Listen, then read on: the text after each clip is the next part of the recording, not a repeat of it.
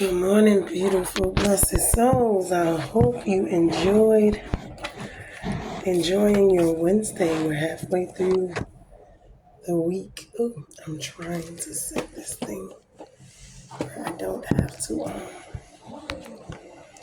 worry about it. Hold on one second. Every time I try to do this, I'll be having to do this. I'm trying to set it where I don't have to worry about it. Okay, there we go. Is that it? Up against this. Okay, there we go. Well, this word that I have, God gave me actually the other day, but I had to do a bunch of research on it. That's why I'm just getting to it now. And I hope it helps someone. The last one I did, I think it was on marriage and stuff. And I hope that was a blessing to somebody. But this one is actually about the first murder. This is about Cain and Abel. And we already know one of the 10 Commandments is do not commit murder. So this one is going to be pretty good because of that. Now we're looking at all of the commandments and seeing why the rules and laws of the land that God gave us was so important and why they actually help us and not hinder us. So I'm in, what is it? I'm still in chapter 4, and I'm in, so now Adam knew Eve, meaning, they had relations, his wife, and conceived and bore a son, Cain. This was the firstborn, saying, I've gotten a man with the help of the Lord. And then again, she bore his brother, another son named Abel. This is Genesis chapter 4, verses 1 through, I think, 7. So, now Abel was a keeper of sheep, so I guess he was a shepherd. And Cain, a work of the ground. So Cain probably had, livestock, a lot of different things going on, but he grew crops, Now, in the course of time, Cain brought to the Lord an offering of the fruit of the ground. And Abel also brought of the firstborn of his flock and of the fat portions. And the Lord had regard for Abel and his offering. But for Cain and his offering, he had no regard. So Cain was very angry, and his face fell. And the Lord said to Cain, why are you angry? And why has your face fallen? If you do well, will you not be accepted? And if you do not do well, sin is crouching at the door. Its desire is contrary to you, but you must rule over it. So I thought that was very interesting. One, the different positions that they had, the oldest and the youngest, both significant. I would say one would be more like a farmer, the other one was more like a shepherd, which we know shepherds in the Bible are very important, and so are farmers. I think, and I'm looking at this, and I believe, before we even get to the murder situation, I believe Cain's heart and mind was disobedient. It was some type of animosity he also had. But remember, they already went through this situation with his mom. So this is how generational stuff gets passed down. Remember, she was pregnant. She had him. Okay, this is after the garden, after everything happened. So already the seeds were planted. The curse was already enforced. So that we already see some things happening. He is the firstborn of the family. So that also lets us see the curses of the firstborns, which they talk about quite often. The best of his gift, I don't know if he gave the best gift or if it was the proper gift, because they had certain gifts that were acceptable and certain were not. So either that, his attitude, the sacrifice itself may not have been the best or with the best heart. Maybe he wasn't teachable when God said something to him about it. To adjust his mind and his heart and be willing to, basically learn and do it differently the next time around.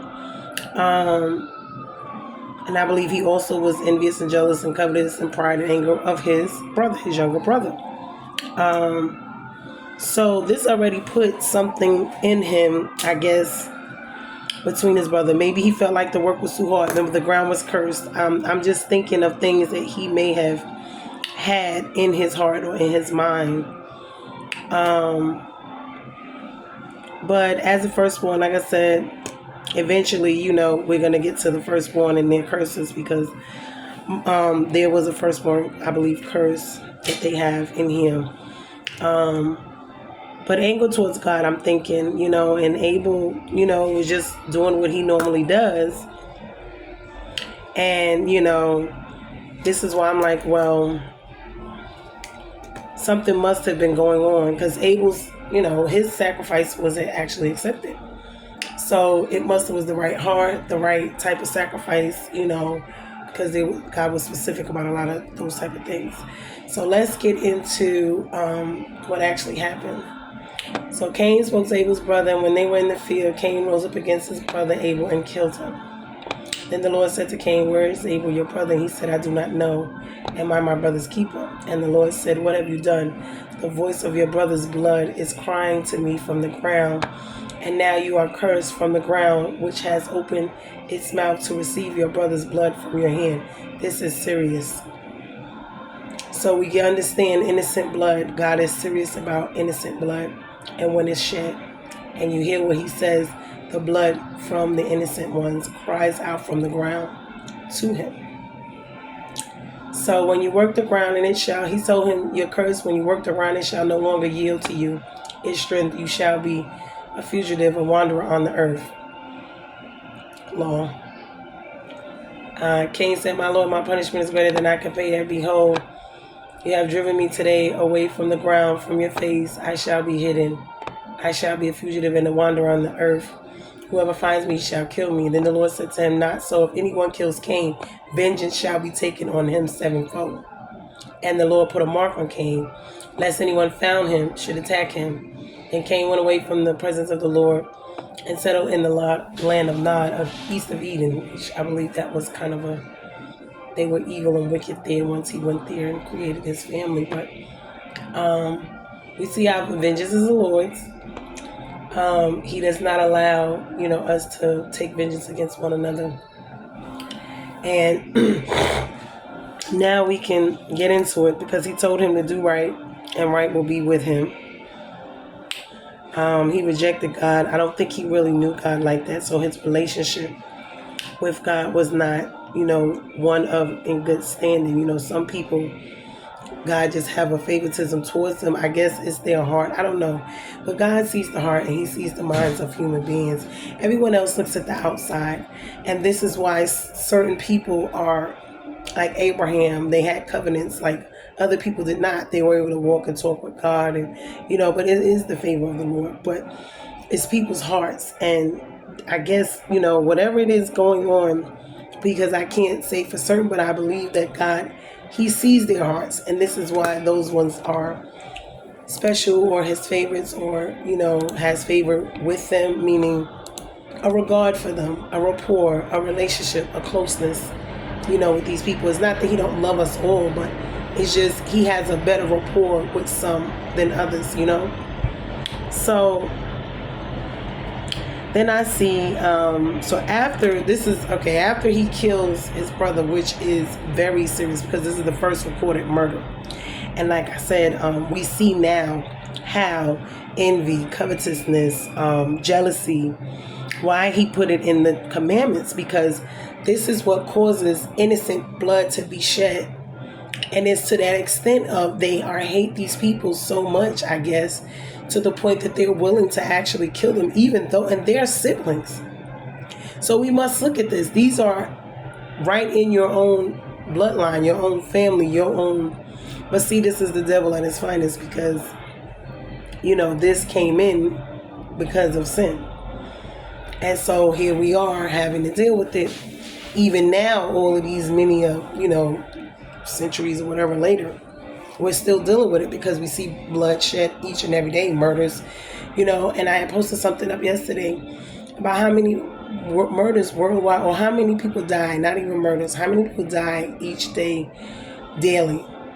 If you see the numbers in the world, meaning around the world, it's over 100,000 people die a day around the world. And I just keep saying, where is the souls going? And you got to think about this is from way back when. We don't know how many, all over the world people die each and every day. And it's sad, but I just wonder where the souls go.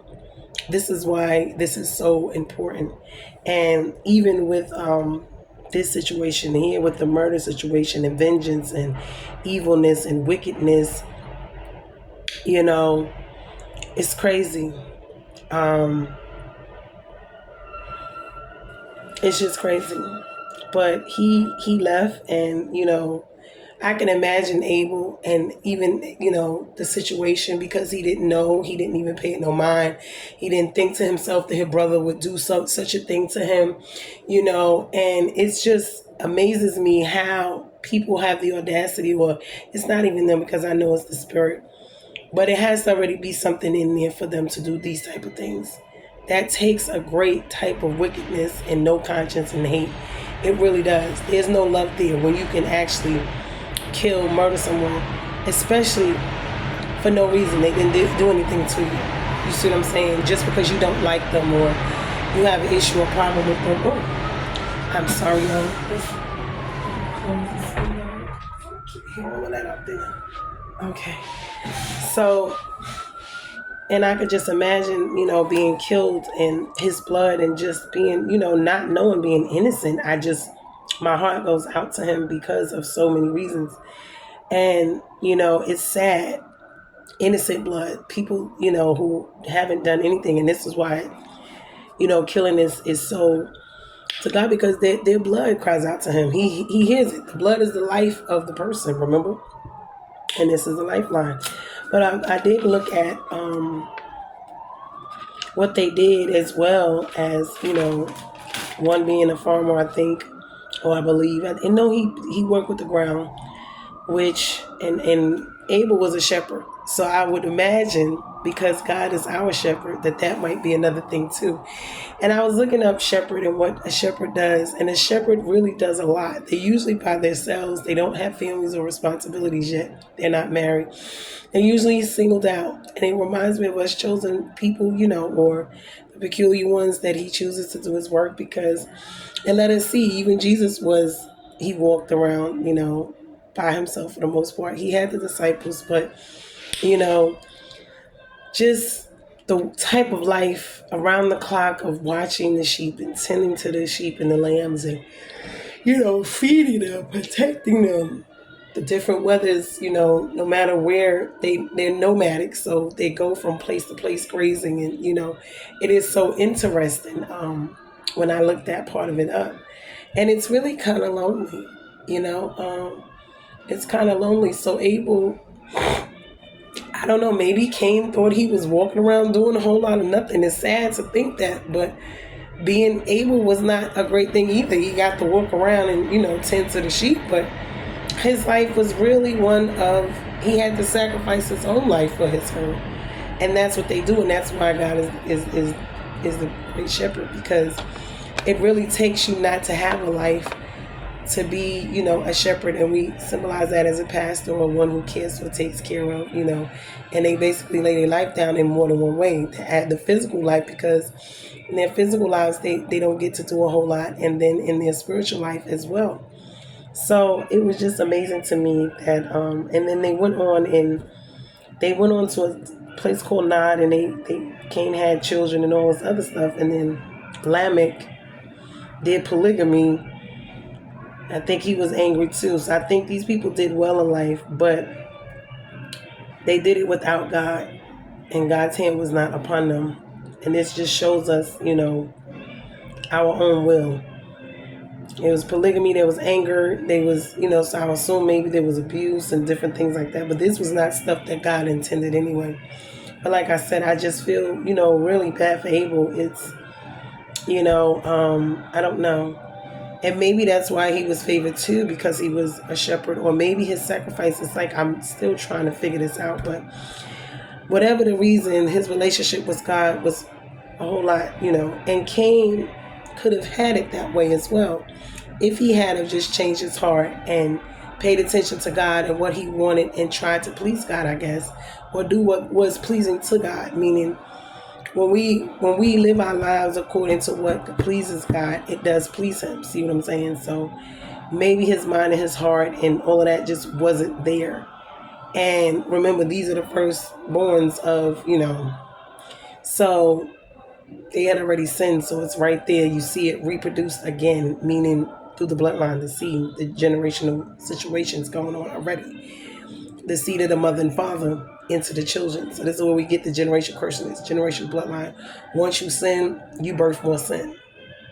Why? Because it's in you. So when you birth your children, and I heard them talking too about when you're pregnant, to be careful as to what you're doing and what you're, because that also affects however you're feeling and whatever you're going through. It also affects the children as well. We may not think of it or pay it, but if you're stressed out, under high anxiety, you see these kids, sometimes they're born hyper or they're slow or whatever. It can have a lot to do with that as well. How you were when you were pregnant. Were you abandoned? Were you with the baby daddy or the baby, the husband? Were you loved? Were you treated well during those times? Because that makes a big difference too. But as we see, exactly what God said, basically is happening. It's playing itself out from the beginning. We see it happening. So I hope that and I pray that this bless someone. Like I said, Lamech did the polygamy. He was the first one. He had 2 wives, but he was a very angry person, and I believe he also for whatever reason, because I'm seeing here they moved to Nod. But Nod was a place east of Eden. They conceived and bore children. All the way down to, I think it was Ada, Zillah, Lamech, and let me see, they had livestock, but they did well. But it's just God was not. They did everything that was. They just weren't like people that revered God, So they were all about money and things and power, and because that's what I'm learning in here, and that's the pride of life. Speaking of that, pride, this is Pride Month, but God hates pride. So the devil used this month to be pride and have pride and using the rainbow, to, his own, it's like disregarding God completely. It's like disrespecting him totally. And people think that that's okay, and it's really not. He destroyed Sodom and Gomorrah behind it. So we must understand it's more than just a sin. This is an abomination. So I just want to say that. And he loves everyone, and I do too. It's not that we hate, people, but sin is sin. And, God loves us all, but he hates the sin. And he hates what, is going on. But it's nothing but Satan, them allowing Satan to come in and, but it has to already be in them for them to do these things. I mean, we look at what's going on in the music business with what's his face and all of that stuff with Diddy. But I mean, you got to look and see what is going on. People say the Bible is not real. It's not. When we look around and we see actually what goes on in this world, and we see God's commandments and his rules for us to live here on this earth and how he originally planned it, we get to understand a lot what goes on and why it's not working here for us. Number one, here it's already been cursed, the ground and everything else. So a lot of these are the curses. And when they talk about the generational curses and pleading against your bloodline, and someone have to stand up and fight and intercede for the bloodline to be changed, to cleanse, that is true. It is real. Because if not, it just continues on. That's why Jesus came and he sacrificed his blood for everyone to be reconciled. But it's up to us to live according to that way in order for that to happen. But if we're living in Christ, the blood of Jesus is more than sufficient, more than enough for us to apply to our own bloodlines and generational curses. But we have to be living according to the way in order for this to work in our lives. We have to work with, God, with our change and our transition, being born again. So it is what it is. But I mean, so then they had Seth. So after Cain left and he was cursed and, all of that, he went to Nod and, rebuilds his life there. And then he had Lamech was, I forget who Lamech was. And then Adam, and Adam knew his wife again, and he bore a son, and his name was Seth. And so she said, God has appointed for me another offspring instead, of Abel, for Cain killed him. But in all actuality, she lost both of her sons that day because one was banished and one was killed. So Seth was the only one there. And this is really a sad story. So Seth, also a son was born, and he called him Enosh. And at the time, the people began to call upon the name of the Lord. So I guess this is when they started back, trying to revamp their covenants with the Lord, which was the best, thing for them to do, was to live up under God's actual, hand, I would say, up under his rule. But I hope this blessed someone. It really was a blessing to me.